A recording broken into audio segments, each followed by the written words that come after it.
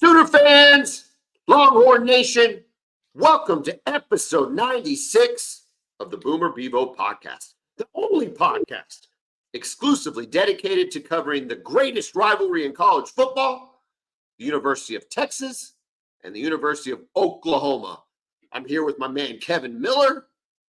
I am John Whitson. Kevin, this is the signing day, early signing day recap for 2023, the class of 2024.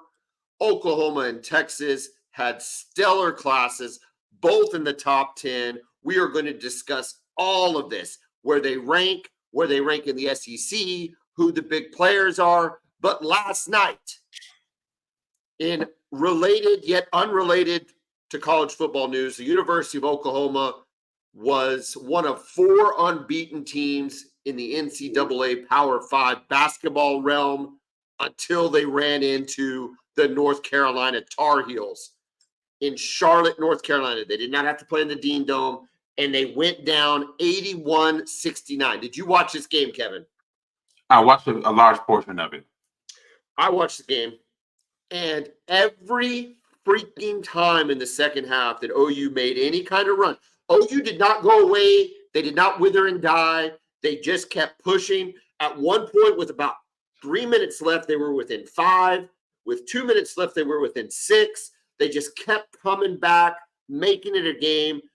But North Carolina was doing North Carolina things, and it seemed like in any time OU tried to make it a game, a three-pointer was going in, a shot at the end of the shot clock buzzer. It was just one thing after another that happens to teams like North Carolina and doesn't happen to teams like Oklahoma. Did you see the same thing I saw? I did. And I thought you guys are a lot better than what you showed out there, right? Well, listen, I don't mean to cut you off, but let me tell you how much better we were, okay? That is an astute observation. Now let me give you the facts that back up we're better than what we were.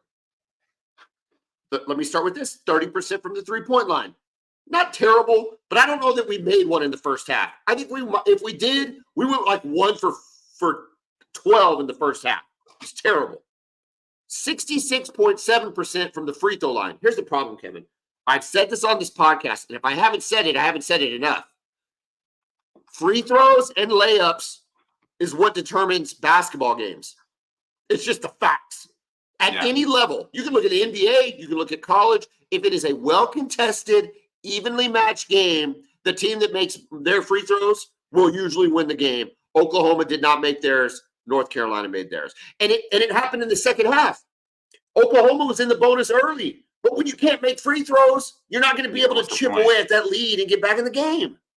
Yeah, and I think North Carolina really showed their experience. I mean, Armando Bacot, how long has he been there? It's his 5th year at North. I mean, he's been there forever.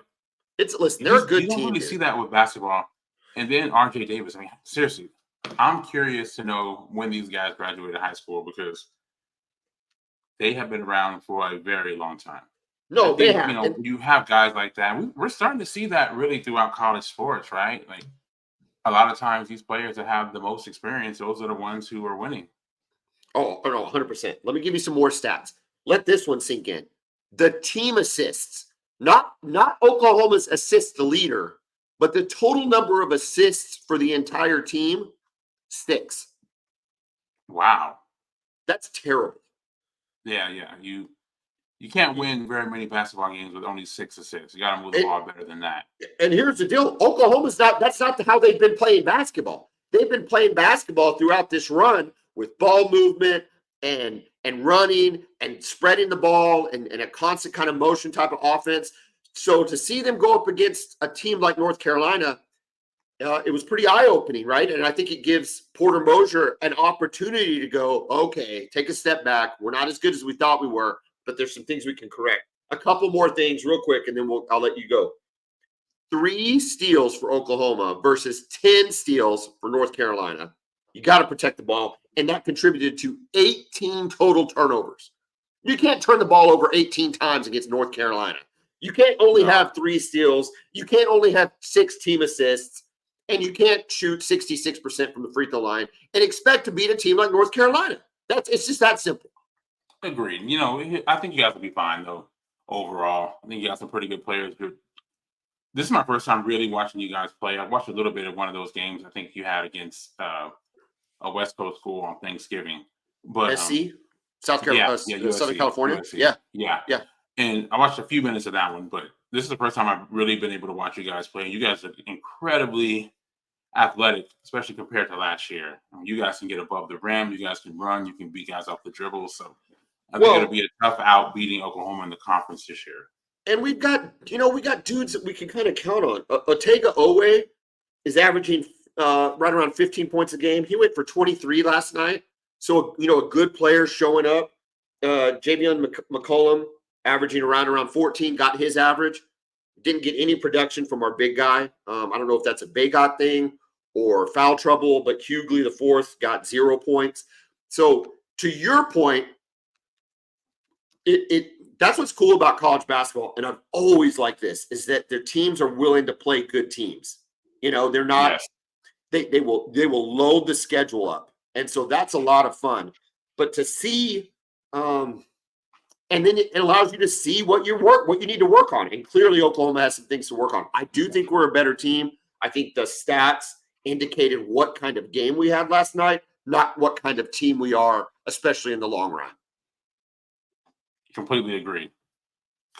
Like I said, once we get in the conference play, look, if you got a young team or a team that's still getting used to playing together, you got to go into an environment like that. Because let's be real, right? Playing North Carolina and Charlotte might as well be at the Dean Dome.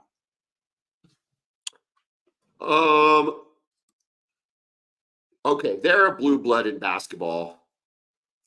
Are they the blue? They're not the bluest blue blood. Is UCLA the bluest blue blood? It's interesting. That's a great question, because if you look at it, UCLA probably has the most championships, right? But not even when's the last time they've been great, right? I mean, I know they did go to the Final Four recently within the last couple of years when they had Jaime Jaquez. They go at least I know they made it to at least to the Elite Eight.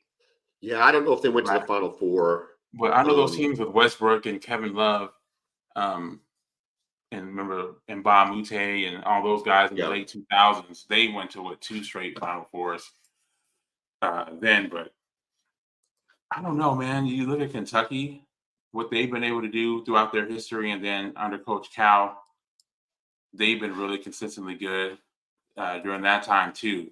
So I don't know. It's a hard question to answer who the bluest of the blue bloods is. But you've got football too. It's a hard question to answer.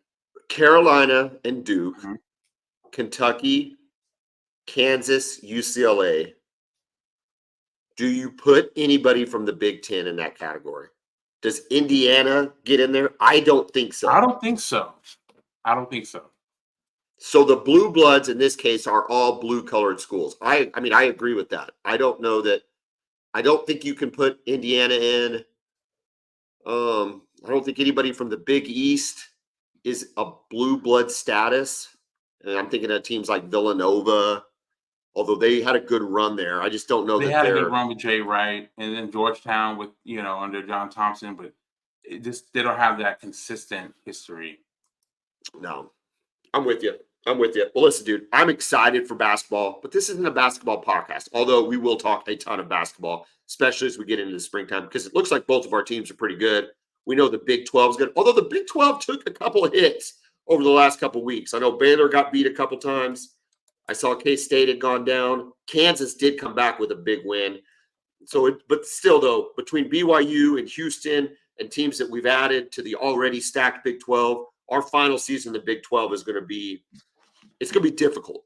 And I don't think it's going to be easy by any stretch of the imagination. No, I think it's going to be that. To me, that's the only sport I can think of where it's not a definitive step up when we enter the SEC. Completely agreed. And then you remember you had Houston to the mix in the Big 12 this year. So BYU's in the top 20, man. Correct. Yeah. So no, the Big 12 is a tough basketball league. It's going to continue to be a good basketball league even when Texas and Oklahoma leave.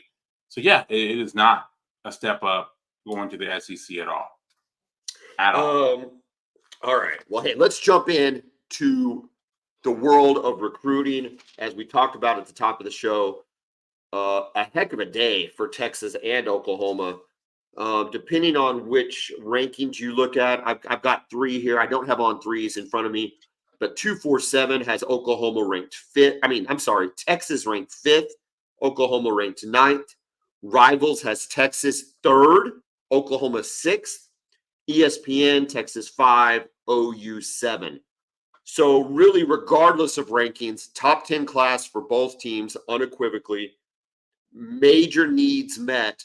But I think the bigger story speaks to where we are ranked in the SEC, because that's what's going to matter. If you take a look at the SEC rankings, and again, these are according to 247. I know a lot of people out there don't love 247. I don't even think, Kevin, you like 247. But according to 247, I've been a Rivals guy for a long time. Also, like on 3. I don't have a ton of experience using 24/7. So I feel like it's the one that I went to first, and it just is always like the easiest one for me to pull up. But maybe that's same with maybe me I need and Rivals. I started with them. Back in the early 2000s, man. maybe I need to get with it. But for the SEC rankings, let's just focus on the SEC. Okay, Georgia was the number 1 class overall in the SEC. Bama, number 2 overall and number 2 in the SEC. Texas, number 5 overall, according to the 247, and number 3 in the SEC. Auburn was 8, 4 in the SEC. Oklahoma 9, 5th in the SEC. Most others had OU at 4th. So you could kind of flip between Auburn and Oklahoma. But this seems to me, coupled with Oklahoma and Texas's last 2 years of top 10 classes, kind of reinforces the notion that we shouldn't fear going to the SEC from a football perspective. Correct. Yeah, there's nothing to worry about as far as being able to recruit, being able to compete for players, right? I think we both realized it's going to be a fight, though, for a lot, because we're going to be recruiting the same players in a lot of instances. But it's been the case like that for a while, right? Brent Venables has connections in the Southeast from his time at Clemson. Texas has him, Sark, from when he was at Alabama. So the whole country is recruiting the same players from the same area in the Southeast region, especially when it comes to those defensive linemen. So there's just going to be a lot of recruiting battles that go head to head. There's going to be some heartbreak on signing day, though, for us in the future going up against these SEC schools in recruiting. Well, I think it's gonna be a lot like the football field, though, right? There's gonna be some heartbreak for us, but there's gonna be some heartbreak for other folks who lose guys to us, to Correct. Oklahoma and Texas. Because if Oklahoma, listen, dude, I think it's really cool the way these two programs have set themselves up. Sark is a villain, and he's starting to embrace it. He's starting to play that villain role. He's kind of a dick, right? But for a Texas fan, you probably love it. Am I wrong? I don't know if I agree with that. Oh, come on, when you compare. No, I'm serious. Think about who we had before. Well, you had it. Okay, let me explain the difference. There's no comparison. Okay, listen, kids, earmuffs. All right, I'm not going to say very bad words, but I'm going to say kind of bad words. Okay, Tom Herman. There's a difference. Tom Herman was a douche. Okay, so he was douchey. Your coach now, Sarkisian, is a dick. And I mean that almost like in like an era of respect, like almost like Jim Rome's a dick, right? Like he comes across as kind of a dick. But at the same time, if he's your guy, you're on board with him. Does that make sense? I hear what you're saying. I still don't know if I agree, but I do understand where you're coming from. I don't mean it. Look, of course, I mean it a little bit derogatorily, but not as bad. Not as bad as Tom Herman. That guy was a douche. He was a weird dude. You didn't want to be around him. Like, I just don't get. So I'm trying to be like complimentary at the same time, take a little jab, but not really as big as you think. I just think it's really cool the way they've said. So Oklahoma, Venables is like smiling and pat the guy on the back and give everybody the hugs and love on everybody and everybody, coach them hard, but love them hard, blah, blah, blah, And it's like you've got these diametrically opposed people in this rivalry. Those are two really big, but they're both real and genuine in their own way, right? And I think you're putting them in the SEC. I think those two can recruit. I don't put either one of them in second place in recruiting. The only No. thing that's getting Georgia and Alabama is their prior success over the last 10 years. But if Saban or Kirby Smart wants to go head-to-head with Sarkisian or Venables, I say bring it on. I feel very comfortable with Brent Venables being my head recruiter for the next 10 years. Yeah, same with me and Sark, man. I mean, this guy is a beast when it comes to recruiting. And, I love how patient he is. When we had Mac Brown, Texas recruiting was so dominant, but it also hurt them at the same time because it got to the point where they would offer players and say, hey, we offer, but you need to commit or, the spots are going to fill up. And a lot of times they were taking guys a little bit too soon who ended up not working out when there were other guys who they could have reevaluated and gotten later in the process. And this staff, they seem to take their time when it comes to the process. Well, I agree with you 100% because throughout this podcast over the last year, Oklahoma was ranked ahead of Texas all the way up until what, November? Yeah, a lot of times, this staff really closes strong. They're not necessarily in a huge hurry. They get commits and they get them early, a few of them, but they're willing to play the long game and just to remain patient. And, you get a couple weeks before signing day, and next thing you know, you got players galore committing. Okay, Texas. So yeah, it's been great. It was a great way to close out the class. Okay, to continue the SEC, I don't even know where I got off on this rant. To continue this SEC rundown real quick, following the sixth-ranked team, LSU, Tennessee, Florida, A&M, South Carolina, Ole Miss, Missouri, Kentucky. Kentucky is the 13th ranked program in the SEC and the 25th ranked program in the country. Listen, this isn't the Big 12 anymore. It ain't the Big 12 anymore, dude. It's just not. Correct. Look, everybody wants to play in the SEC, right? For a team like South Carolina, who was 5-7 this year, we can't really say they have, a lot of momentum going right. They've done nothing over the past few years to say, okay, South Carolina's coming. Really, right? I'm not thinking that they're on their way to becoming something special. And no. They Spencer, were 20th. Spencer Rattler was fine. He was fine and had some moments and then had some other moments. And, I don't know they beat Clemson, right? They beat Clemson but last year, but to be number 20th in the country in recruiting at South Carolina just shows you the allure of kids wanting to play in the SEC, even if that means going to South Carolina. They signed 2 5-stars. South Carolina did. They signed 2 5-star recruits. Well, and you look at Ole Miss. Ole Miss is 21st, and Lane Kiffin could be as good a recruiter out there, and he's 21st in the country. I think, who's our boy at Auburn? We pick on him. Hugh Freeze. I hate to see him where he was ranked, dude. I hate to see that. I don't like that.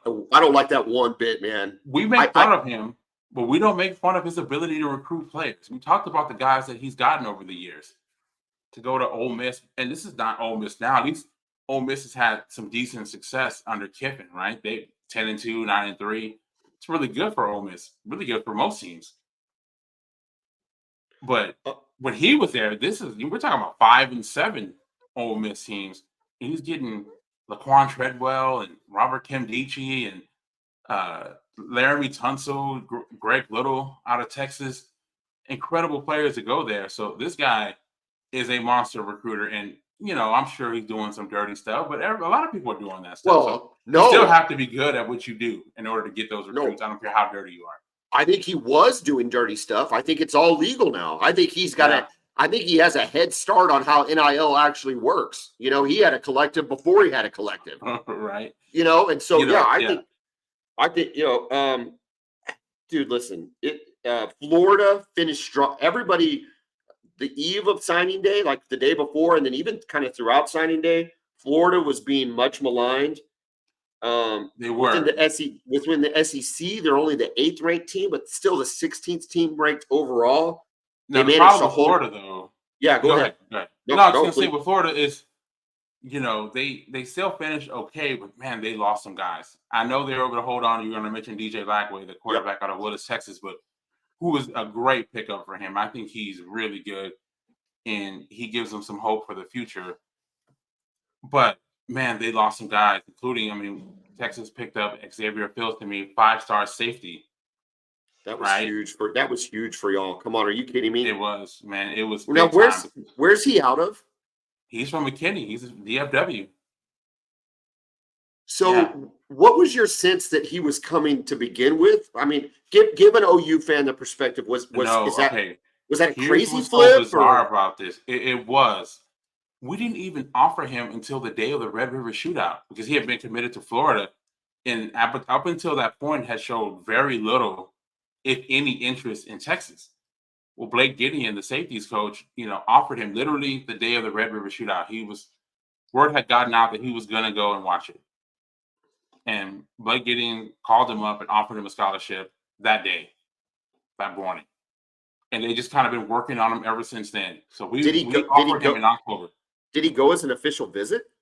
No, I don't think so. Oh, so I mean, obviously he lives in McKinney. It's a great game. He probably just wanted to go. But Yeah, you're go check it saying, so out. not even as a visit though, right? Not even as a I visit. don't He think just so. I don't think so. I think he was just going. Yeah, Yeah, so they that's offered. huge. Think about it. This is October.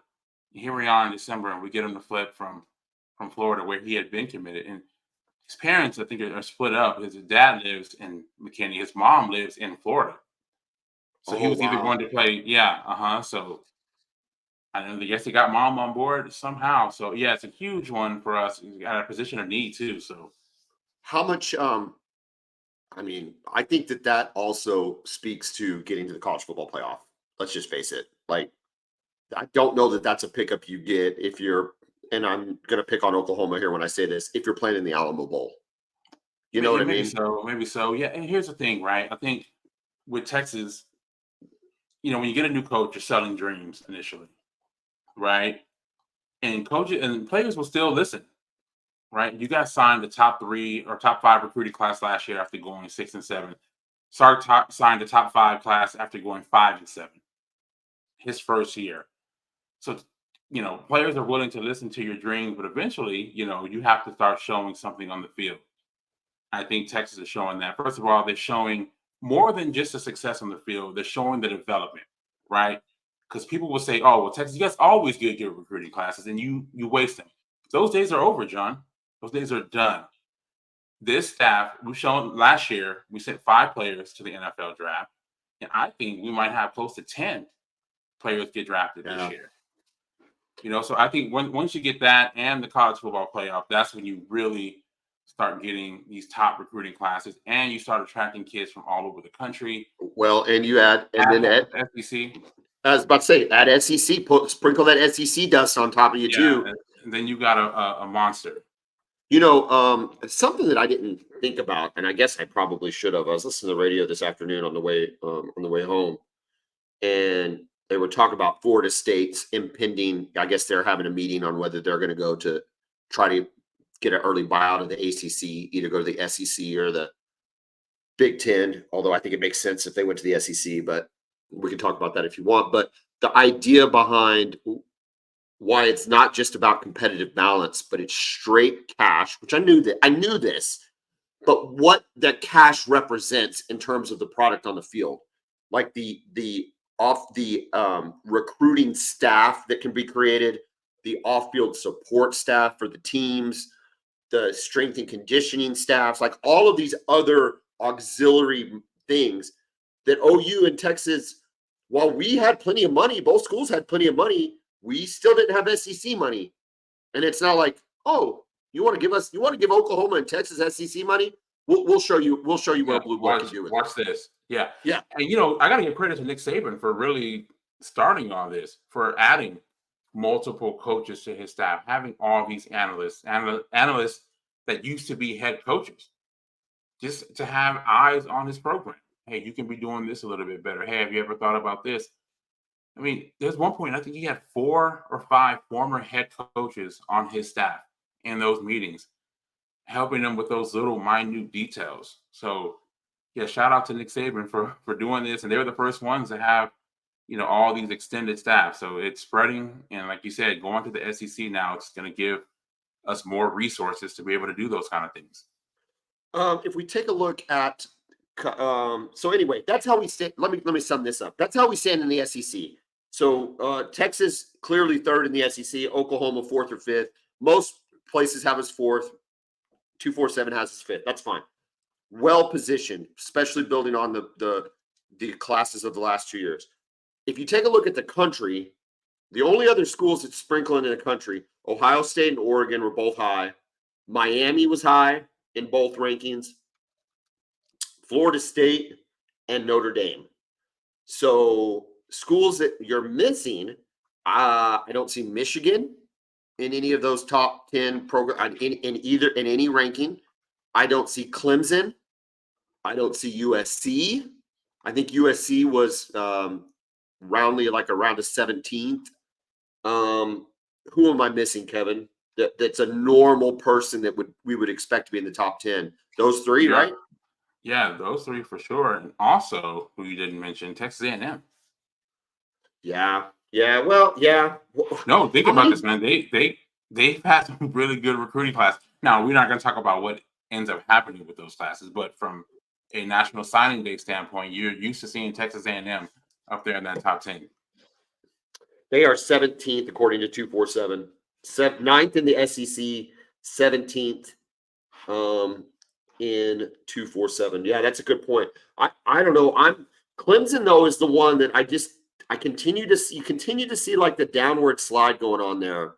Yeah. At Clemson, because for years you could count on them being in the top 3 or 4. Yeah. Mm-hmm. And you could always count on them with a really good quarterback recruit, all those sorts of things. You're just not seeing it right now. And then for Michigan not to be there, surprising. And then of course USC. Look, we can kick his dog while he's down, and I'm going to go ahead and take that opportunity. I think in most places he was in the high teens, between 17, 18, 19 on most recruiting rankings. But if you look at him, dude, he just didn't win any recruiting battles that you expected him to go win it. You know what? And this has been the most shocking thing about Lincoln Riley's tenure at USC. That season that they had this year, if you look at it, you could kind of see it coming in some ways. First of all, the Pac-12 was really good, and they were so bad defensively. All it took was a couple of questionable or not incredible performances from Caleb Williams, and you have losses. But the recruiting has been shocking to me. I don't understand how you can be at the University of Southern California and have recruiting classes that are in the lower teens or in the 20s. That just can't happen. It's shocking to me. Seriously, I can't make sense of it. Okay, so like this is a good example. I'm going to ask you about this because you'll be a good guy to ask about this. So we talk about A&M, okay? So clearly with A&M, over the course of time, not necessarily this class, but over the last 5 years under Jimbo Fisher and even some other classes before that, but especially under Fisher, as far as identifying talent. Now, whether that talent panned out or whether that was like actual good talent or not, it didn't matter. As far as the stars next to their names, they were able to go get that talent. SC is making the double mistake of A, not getting the good talent, and B, not developing. Like at least A&M was getting the good talent, and maybe they weren't developing. SC is like, we're not only are we not getting good talent, and then in addition, we're not developing. What is keeping them from just simply getting the stars, at least to stay in California? I don't understand. Know. Yeah, I can't make sense of it, man. Everything is set up there. And we know those players that are from Southern California, the overwhelming majority of them historically like to go to USC, right? Now, I know recruiting has, with the internet and everything, with social media, recruiting has become more national and players are willing to play outside of their home state. We see that with Texas. You got guys going to Ohio State when, back 20 years ago, you might get one player a year who might go to the Big Ten, Ohio State or Michigan. But now, there's just several kids who are willing to go farther, but still, I can't make sense of it with his recruiting. I don't know if his staff is not strong enough, So and if you look, you'd have quarterbacks and receivers just lined up to play in. Well, okay, so that's what I was going to say when I was I apologize. That's what I was going to say when I was going to interrupt you is in the state of California. I would understand if he had a high recruiting class and we were picking on him for not having interior defensive linemen, interior offensive linemen, because out of the state of California, they simply don't exist in the top 300. It is a very limited pool. Okay. But within California, you still have quarterbacks, wide receivers, running backs, safeties, corners. Like California is still loaded skill talent. With skill talent for whatever reason. I don't even want to pretend to completely understand the demographic. But it's not like he's putting together a good class and just not getting, the big bodies. He's just simply not putting together a good. It's just fascinating. And then what do you make of? I mean, what do you make of Malachi Nelson decommitting or transferring and losing on is it the safety or the linebacker? I mean, there's just a handful of guys. It's not. Look, Oklahoma. Yeah, we lost Caden Green. I get it, and everybody thinks that's a weird story. But man, your number one quarterback recruit, and he's the quarterback guru coach with three Heisman winners and a Heisman runner-up, and he's losing that dude. That's really crazy, interesting, man. Yeah, it's really interesting. And you would think he was lined up to be the starter, but I don't know. From what I've heard, he's really been struggling this year. Probably because he doesn't have an offensive line to protect him against the scout team. Yeah, well, maybe so. So, man, I don't know. I don't know what he's gonna do. What they're gonna have to. I don't know, it's a big year. It's a big year for them, for him at USC. If the Chargers brought in a new DC. If the Chargers offer Lincoln Riley the job, is he out? Probably. Yeah.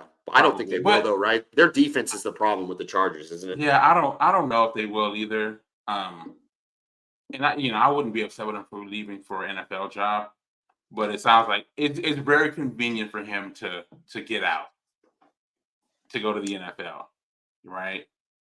So I'm curious what the NFL still thinks about him. I think, when he was at OU, he could have had almost any NFL job if he would have wanted it. But I don't know, man. This USC thing just has not worked out for him so far. And I'm very surprised by it. And I think everybody is. Fans will say, I told you so. But I don't think any of you thought he would fall flat on his face. Because there's a difference between not meeting their expectations when they hired him, which is competing for a national championship. But no one thought, okay, they're going to go 7-5 or whatever they went this year. I mean, that's I just don't see how that happens. I could go into it, but I've gone into it before, and I don't really feel like giving him that much credit on our show right now. I'll come back to it in the offseason. All right. Before we move on, and we'll talk about I want to talk about some of the highlight players on each of our signees. We got to thank our title sponsor, Brown O'Haver. Brown O'Haver is a public insurance adjusting firm. They work for the insured, not the insurance company. So if you have had a loss to your home or your business from a fire, wind, theft, tornado, flood, water leak, whatever the case may be, you want to give Brown O'Haver a call, 405-735-5510. We routinely get clients 30 to 40% more than they would get on their own. You can hire us at the very beginning of a claim. You can hire us in the middle. You can hire us when you think you've been paid everything you deserve to be paid. You can call us and we'll review it for free and only charge you what we increase it by. Brown O'Haver gets clients 30 to 40% more than they get on their own. If you want to come out somewhat ahead on your insurance claim, because it is very hard to, you want to give Brown O'Haver a call. Kevin works for Brown O'Haver. I work for Brown O'Haver. And if you're saying to yourself, is this the best Brown O'Haver can offer? The answer is no. Kevin and I are basically the Missouri and Kentucky of Brown O'Haver, right? The OU and the Texas and the Georgia and the Alabama is Alice and Jessica and Kiara and Jeffrey and Lauren. That's the big hitters, all right? Kevin and I are just filling in. So do not judge the performance of Brown O'Haver by the Boomer Bevo podcast performance of talent identification, because it might leave you less than satisfied. But no, deep inside, Brown O'Haver is absolutely the SEC. We just happen to be the bottom dwellers, but the heavy hitters are the ones that will handle your claim. So give us a call and we will get you to them. 405-735-5510. You don't think I'm too hard on you about that. You probably like, you're not the Vanderbilt, but come on, you're like Missouri, right? The people know. The people know what it is.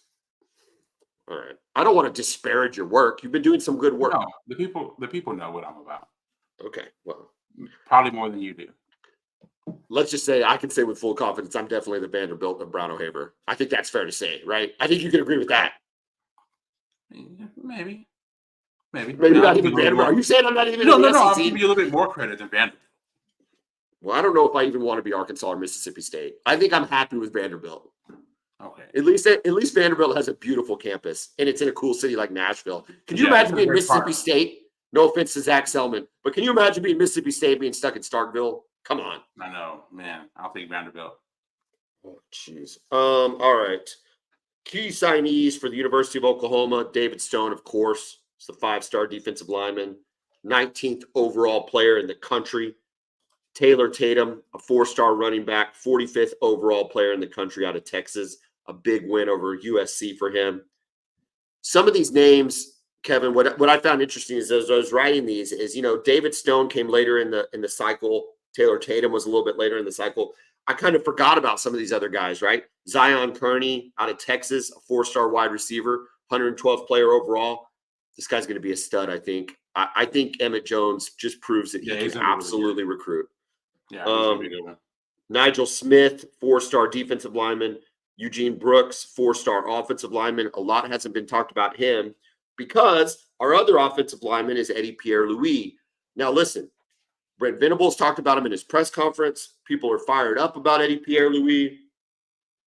But I want to ask you, just for people, explain it to people that maybe don't follow recruiting as well. Why is everybody so fired up over a 3-star offensive lineman, according to 247? I see 3 stars and I think, well, this guy's going to be a career backup. But that's not the sense that I'm getting from the rest of the fan base and especially the coaches. Yeah, well, it kind of shows you the difference in evaluating players, right? Because if you look at rivals, they have him as the number 28 player in the entire country and the number 1 ranked offensive guard in the entire country. All the other 3 recruiting services have him as a 3-star. So, offensive line appears to be the most difficult position to evaluate when it comes to high school recruiting. So you're going to have a lot of varying opinions when it comes to some of these players. But hey, if I'm a fan, I trust the evaluation of the coaches more than I do the recruiting services. Nothing against them because we all rely on them for information. But I'm going to listen to the coaches first, and if they're excited about this guy, I think OU fans should be too. Well, I mean, I've heard that there's a chance that a guy like Eddie Pierre Lewis, although it's really on his parents and family for putting a Pierre before that. I mean, listen, let's just face it. It should be Louis. I'm sorry, bro. It should be Louis, but that's fine. We'll do it out of You would think respect. so. We respect it. I respect pronunciations. Eddie Pierre Lewis, 6'3", 335 pounds out of Florida. They're saying could have a chance of having meaningful playing time next year in the SEC. So now, is that out of need? It looks like it could be, right? If we don't get another couple wins in the transfer portal, it could be. But also, I think it says a lot about, what they think this kid can do. So I'm excited about that kid. I'll tell you, though, the one I'm most excited about on the entire list is Devon Mitchell, the 4-star tight end, 167th best player, or at least according to 247. He was a 5-star previously in the 2025 class. Committed to OU and reclassified as a senior. This kid he's coming out of California. Listen, dude, this has been an area. Stogner did not do what we hoped he would do. It's been an area of weakness under Brent Venables. I think with Seth Luttrell and Joe John Finley as co-offensive coordinators, you're going to see a reemergence in the tight end. And I think this is who it's going to start with, is Devon Mitchell. I'm really fired up about this kid, and I think he's going to add an element to the offense that we haven't seen in the last 2 years. Yeah, he played at Allen High School in the Metroplex before moving to Los Alamos, California, for this past season. Why So did he move? he's a Do we know? I have no idea, no clue, but I know he's a kid that's been on the radar for a while now. I mean, he was making plays for Allen as a freshman. And he was already looking like a grown man as a freshman in high school. So yeah, it's a really good pickup for you guys. So anyway, those are the ones, those are the big dog names. But again, a lot of 1 5-star, 1, 2, 3, 4, 5, 6, 7, 8, 9, 10, 11, 12, 13 4-stars in whatever you call Eddie Pierre Lewis. So again, a really good haul for Oklahoma. Offensive line, defensive line, receivers. We did get Michael Hawkins as a quarterback, but the numbers aren't skewed by having a really big time quarterback in there, right? These numbers are just real need depth at almost really across the board. Maybe light on linebackers if I'm Yeah, looking for a looks like it. critique. Uh-huh. But Kip Lewis and we're talking Picchiotti, all those dudes are true freshmen. They're going in their second year. But two edge guys, I don't know, man. Yeah. I'm just feeling And really good about it. this wasn't the strongest year for linebacker. Texas signed one, and they just got his commitment yesterday on signing day. So I don't think it just was a strong linebacker class. I know you guys really wanted this linebacker, Sammy Brown, 5-star linebacker out of Georgia, who ended up signing with Clemson yesterday. But yeah, it wasn't the strongest one. I think you would trust BV's evaluations of that linebacker position. But don't sell Michael Hawkins short, man. Obviously he's a legacy for you guys. And look, this kid, he's a really talented guy. 6'2", 195, great athlete, can throw the ball well too. He's not going to be in a position to play right away, which is probably a good thing. But look for him down the line if he sticks around. You never know with the portal, but look for him down the line. He's a really underrated player, I think. Tell us who Texas. Give us some big names for Texas. Give us the heavy hitters, and then give us a couple of guys that you're going to keep an eye on. Okay, well, we talked about Xavier Filsaime, the safety out of McKinney High School who flipped from Florida. Really excited about him. But for me, man, it's Colin Simmons, 5-star edge rusher out of Duncanville in the Dallas area. Just won his second straight state championship this past Saturday. This guy is just an absolute blur off the edge. He's around 6'2" and a half, 6'3", right around 220 pounds. But this kid can get around any offensive tackle in the country with a speed rush. And that's been the one thing that's been holding Texas back a little bit defensively. Obviously, they're incredibly stout against the run, and they've been able to get pressure. But this guy is just a natural rusher who can get there and finish at the quarterback. So we're really excited about him. In the PJ Adibari mode, or Anthony Hill Jr.? Yeah. I mean, size-wise, it's about Anthony Hill Jr. size. Anthony Hill Jr. is more of a true linebacker who just has the ability to pressure the quarterback on a blitz. But this guy is a true edge guy. He's going to be standing up on the edge. So more like an Adibari. Correct. Yeah, correct. Yeah, this guy, I mean, like I said, MVP of the state championship game. He had 3 sacks on Saturday in the state championship game. And they all seem to come in key moments, 3rd down, 4th down type deals. So we're really, really excited about him. I'm pretty sure he's going to be an early enrollee, so he'll be able to go through spring ball and everything and just get a good jump on next season. Also, you talk about offensive linemen. Brandon Baker, he's a 5-star tackle, and he's from Mater Dei High School, Southern California. We all know about them, all the players that they produce. Bryce Young, so many other good players over the years. So top offensive lineman, one of the best tackles in the country, and the top offensive lineman in the state of California. So we got him. Sark has a really good relationship with that program. His son actually went to Mater Dei, and with him being a California guy himself, so he's got a good connection there. We're able to get him. And then Ryan Wingo, 5-star receiver out of St. Louis. That was the one that was causing y'all just a little bit. I mean, it was a pretty drama-free day, but correct. Wingo gave y'all a little bit of tension, right? Yeah, he did, man. He's out of the St. Louis area. It came down to really Texas and Missouri. Tennessee was in the mix a little bit too, but really it was Texas and Missouri. And, look, Missouri's a program on the rise, right? And I know they are. I'm not, look, their ceiling is not, I'm not saying their ceiling is Alabama or Georgia. But yes, they're doing over the years, they got an upward trajectory going. So they have a little bit of buzz, especially with the local kids, right? Yeah. It's not like they're getting 5 stars out of Texas. We're going to California, Florida, getting 5 stars. The guys they're signing, the good players they're signing, just happen to be from their home state. Williams Nwaneri is from Missouri. Caden Green going back, which again is a weird situation, but he is from Missouri. And same thing with Wingo, a St. Louis kid.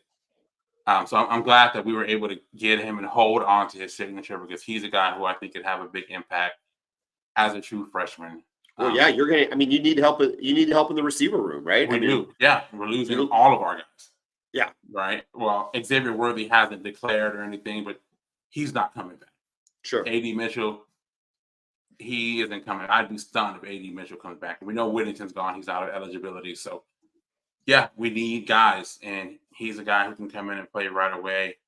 Man, I really like this class. We got some good linemen. We got some really good receivers, some good DBs too. So they were able to address some positions that they need instant help at, and some guys who I think can really develop into good players down the line. So one other name that is only a three-star guy, but kid Alex January actually played next to Colin Simmons on that defensive line for Duncanville.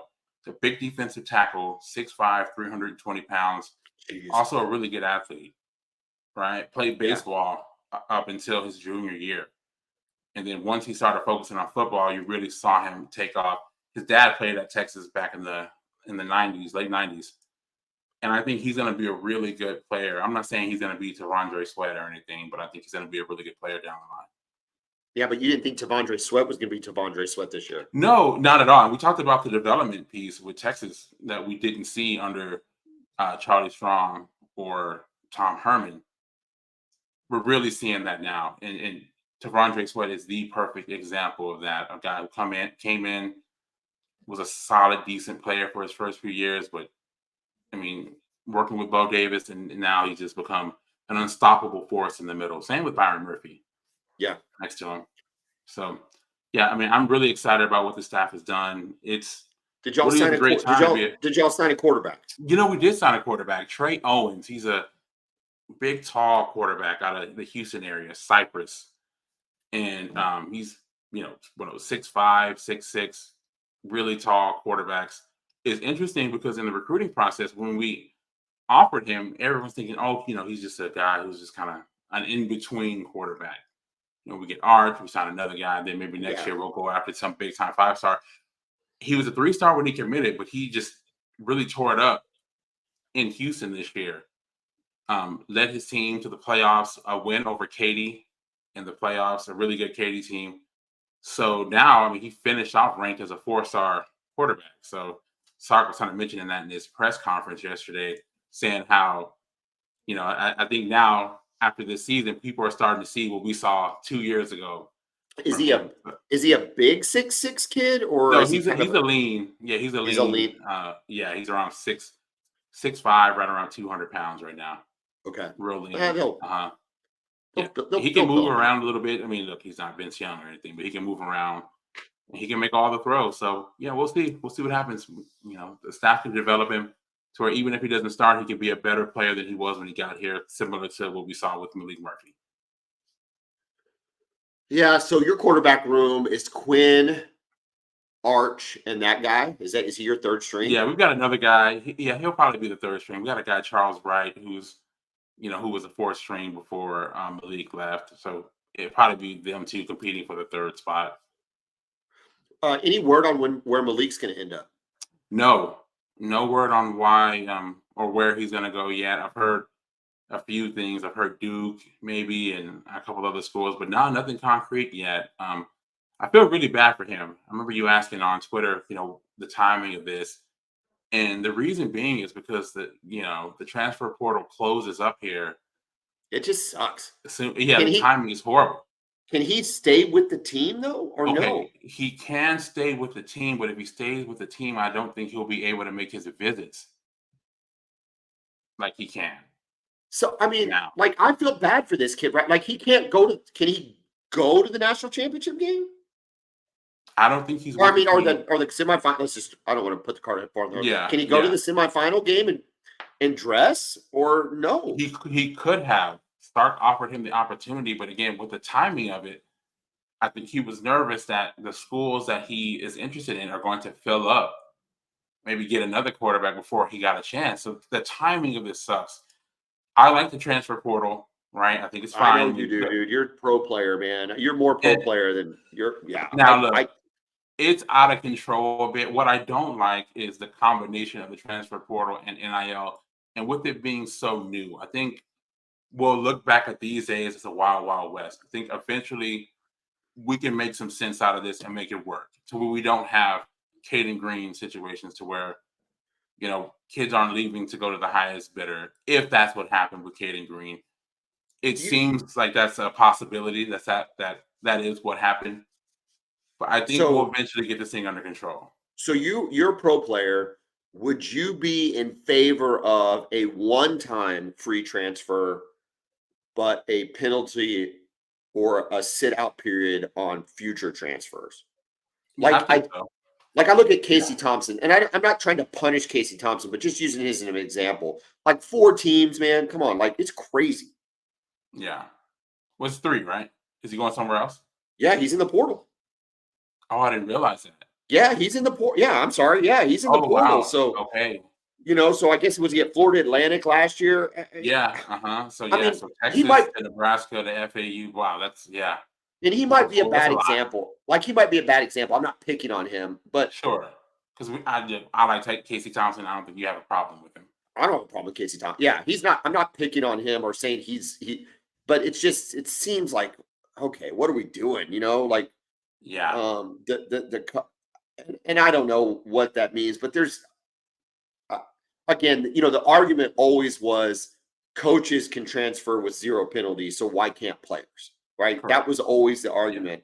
So I don't want to like penalize the players, but it's just Yeah. this transfer portal just seems And my I don't issue know. here's the thing with the transfer portal too, right? What was it? 1,000 over 1,000 players that entered the portal the first day it opened, Yeah. and there's not enough space for all those players. A lot of those players are going to end up out there. Oh, Because without players, signing with anybody? Yeah. correct? Yeah, no one's just gonna. It's not going to be the market for them that they expected, and they're just going to be stuck out there.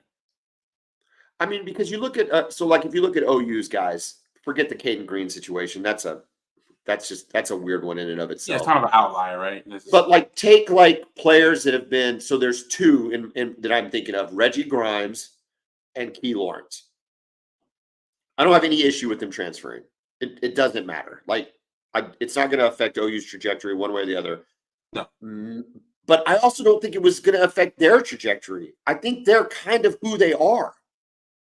And Yeah. so even if they transfer, I just don't see. I mean, even if they land, I don't know that they're going to go to a place that's going to marketably make them a better player. They were getting plenty of playing time at OU. I don't know that that was going to go down next year. I think, especially in Key Lawrence's situation, you can always use DBs. We've seen that across the board. DBs have a tendency to get hurt, and you rotate a lot of those guys in there. I just don't know what the advantage for them was to transfer. And in Key Lawrence's case, it's now going to be his third team.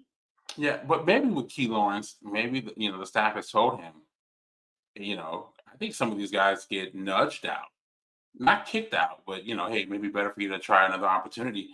Is Key Lawrence maybe getting recruited over? Are you ready to move on? Like I feel like Well, with and Dylan that's Gabriel, right? Like I think you guys yeah. are ready to move on. Like you just chose Jackson Arnold over Dylan Gabriel. Well, and So that's kind of maybe, how I feel about Key Lawrence and Reggie Grimes. yeah, They're like the same person to me in the sense that if they stayed, it's like, okay, I got no problem with them staying. But yeah, them entering the portal, okay. Like, yeah. I, I think maybe Key Lawrence goes to a smaller school, right? So instead of going to OU, he goes to a school like I'm just throwing this out there, like at SMU, yeah, where they can build their whole secondary around him and this experience, where he would not have that kind of impact for you guys, right? yeah, So maybe he's looking for a place to showcase himself more on a different stage. yeah. No, I think, yeah, because I And think if Reggie you're, Grimes was buried. I mean, he was buried in the depth chart. He was not going yeah. to be an impact player at any point for OU. So he'll probably transfer down to a smaller school where he may be able to make more of an impact. Well, somebody had said maybe Oklahoma State, and I just now that we don't play them, I don't care. Like Who there's cares? zero. Yeah. I have zero concerns, and I just don't want to like the Caden Green, like to somebody transferring. Like if Malik Murphy, if I'm a Texas fan, I'm like all team Murphy, right? Like good luck with you. You go to Duke, go to Yeah. North Carolina, Please. go out to UCLA, right? All those sound Mhm. great until he shows up at freaking I don't know, Arkansas, and then you're like, what? Like Correct. that. Yeah. That's Oh when man, it's Arkansas. Ooh, yeah. oh. It's tough. But you could see it happening, right? I don't know if I don't know if Sure. Arkansas is that kid out of eligibility because I feel like he's been there forever. That He's in the quarterback they've portal. had. He's in the Huh? portal. Oh, is it? Well, see, that's what I'm talking Yeah, about, dude. AJ Jefferson. Yeah, Again, it's not. I don't know, but that's the yeah, kind of yeah. stuff. Yeah, That's you the don't kind want of to stuff play that gets against your frustrating. old guys. Yeah, No, you don't want to play against them. no. For I several think everybody's happy with DG because he went to Oregon. But even if he would have went to Mississippi State and played for Levy, I think people would have been just a little more. I don't feel good about Yeah, that. y'all don't play them this year though, do you? You play Mississippi State? I don't know. I don't. You know what? Mississippi State. We play them. They come to Austin. I'm just not. I mean, it's really hard to get fired. I mean, Mississippi State is just not a team to get fired up about. It's just almost Never. impossible. I No. can't even imagine a scenario where I'm fired up about it. They Shout better out to start Dak recruiting Prescott. a whole. Huh? I said shout out to Dak Prescott though. Yeah, shout out to Dak Prescott. We've got about 5 minutes left, Kevin. Shout out to Dak Prescott. But what is their problem on the road? Why are the Cowboys so inept on the? I mean, dude, not only did they lose to a good Buffalo team in a really tough environment, right? Like Buffalo is talented, Josh Allen is good. The Buffalo is a distinct home field advantage. But dude, we're talking about if you look at the season as a whole, they went and lost to freaking Arizona.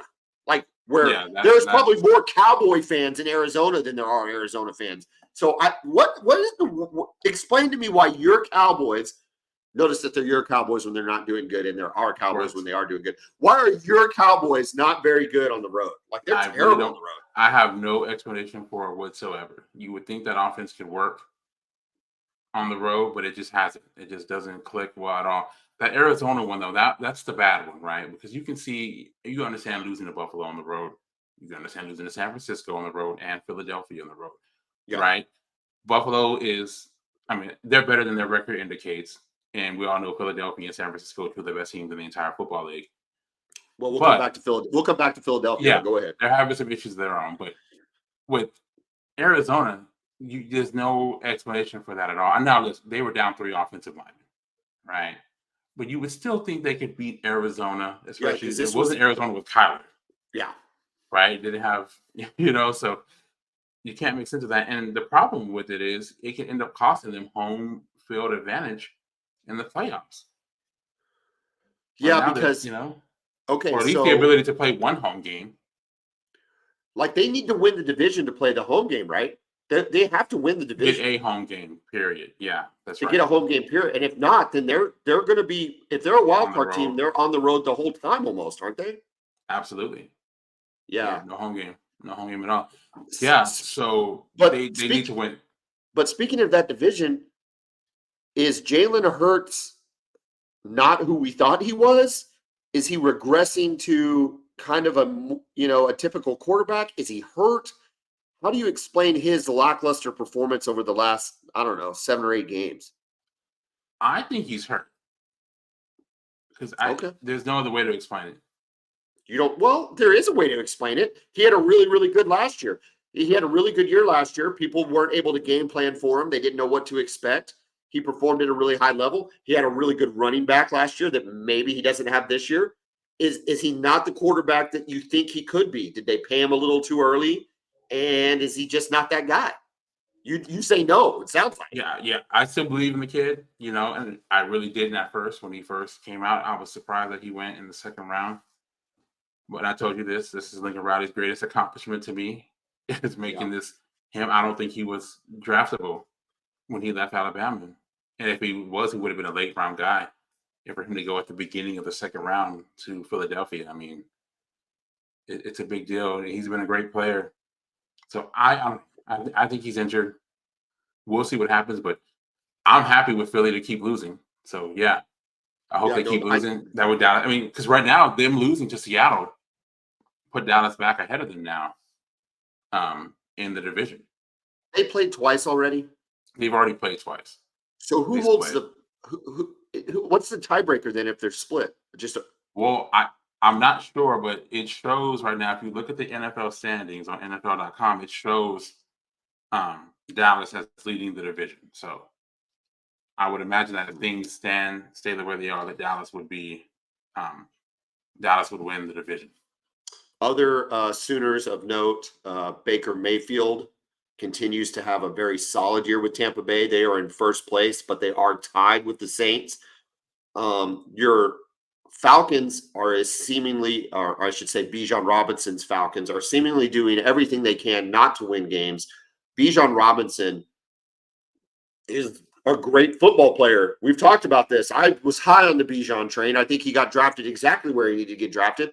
What is keeping them from giving him the damn ball? Like, is that the craziest thing you've ever seen? I don't know what Arthur Smith is doing, man. I think he's starting to wear out his welcome in Atlanta because of that. I don't think people can make sense of it. He's got this super talented tight end in Kyle Pitts. They don't throw him the ball either. It's just guy who It's weird, dude. It's like it's so odd to me. Like I would get it if I almost get it if he's a receiver, right? Because then there's things you're seeing, or there's things that you're not seeing as a fan. Okay, so like take Pitts for example. Is maybe, and I'm not giving him an out here, but maybe they're rolling coverage over to Pitts. Maybe they're doing some things to like kind of take him out of the game plan. Listen, this is the NFL. You don't get to do that against a running back, right? Give him the ball. Like, give him the ball. Yeah. What are we doing, dude? Yeah. And if you don't want to give him the ball in the running game, give it to him in the passing game. He's proven he can catch the ball in the backfield. Like, I don't understand it. It's so We've seen him do back shoulder catches against Alabama 25 yards down the field. Dude, we've already seen it in the NFL, Kevin. We've already seen it in the NFL. It's. I don't know what this guy's doing. You cannot lose that game. When you're trying to win the division, you cannot go on the road and lose to the Carolina Panthers, who were 1-12 going into the game. And especially when you look at the utilization of your best players. Like, it's one thing if he had got it 30 times and you lost, but I don't know what the number was. You can look it up, but I think he got it like 12. Carries. Yeah, something carries in a 5 kid. Yeah. Stupid. It's stupid. So anyway, that's your NFL talk. We're not, well, Kevin's an NFL expert. I'm just a guy that likes to gripe about it because I like it, because it's the live football we've got going on right now. Speaking of live football, Oklahoma will play a week from today in the Alamo Bowl. We will put together a preview show on that, talking all about, as my girls like to say, Jackson freaking Arnold, and everything that'll be on display there. Oklahoma, as of this taping, is still a 3.5-point dog. Makes me nervous. The only thing worse than going to the Alamo Bowl, I think, is losing the Alamo Bowl. So, we lost it last year to this same Washington team we'll be playing in the college football playoff. The thing about it is, I just hate Arizona's going to care about this thing. Arizona, they're going to be excited to be in the Alamo Bowl. Well, to your point, though, Oklahoma needs to be excited because they were in the freaking Cheez-It Bowl last year. The problem is we've just had a lot of – the offensive line, to me, we're going to do it on the preview, but just real quick, the offensive line is the biggest concern, obviously, right? But we have everybody else, and not having DG, but we all think JFA is the guy. So, it's – quarterback's not your concern coming into this game. It's the protection of that quarterback. It's the protection. Because defensively, we've got news that Billy Bowman and Stutzman are back and are our guys, right? So, although, I mean, if we want to get real in-depth, our defensive performance over the last 3 weeks wasn't great at Oklahoma. Like, the numbers weren't where we need them to be. We let a BYU team compete with us that had no business competing with us. Even though we rolled up 69 on TCU, we allowed TCU to score 45. So there's a lot of things that are kind of going into that line, I think. But we'll discuss all of that in our preview episode, which might be coming, Kevin. It might be coming from Arizona. I might actually be in Arizona talking about Oklahoma playing Arizona. How's that? Maybe you can ask around and get the thoughts of some Arizona fans what they think of the matchup. Here's the problem with Arizona fans and Arizona State fans. They don't care. They just don't care. Those fans they care, right? You know why they don't? I don't know. I don't think any of them care. You know why they don't care? Because it'll be at Christmas time, dude. It'll be 75 and sunny. I will be golfing. They'll be golfing. They'll be hiking. They'll be playing tennis, pickleball, just enjoying the weather. Like, they don't care about football. Here in Oklahoma, it's miserable. Fan. Yeah, this becomes your life. It's like USC fan, right? It's like, okay, well, if the team is great, we'll be there. But if the team is not there, you see that Pacific Ocean right over there? We'll be there. We're going to go surf. Yeah, we're going to go surfing. Absolutely. We'll be right there. 100%. Or we're going to go watch the Lakers play, or we're going to go, although the Chargers are terrible, but it's a chance to go check out NFL football. Yeah, and nobody cares about the Chargers in LA. Nobody. I think almost every game they play, they have fewer fans there. Yeah, you know what? I know that it probably made sense for them to leave San Diego, but it gave San Diego an identity, and they had a fan base there that was unique. Yes. And you know how both of us And you know how both of us feel about San Man. Diego. We love that city, Yeah. dude. Like, I Nowhere love better, San Diego. man. Love it. So anyway, all right, dude. Hey, this was a great show. Guys, if you're out there, like, subscribe, share, do all the things you're supposed to do. Have a Merry Christmas. We'll bring you a preview episode probably on the 26th or the 27th. But have a Merry Christmas. Be safe. Kevin, Boomer. Okay.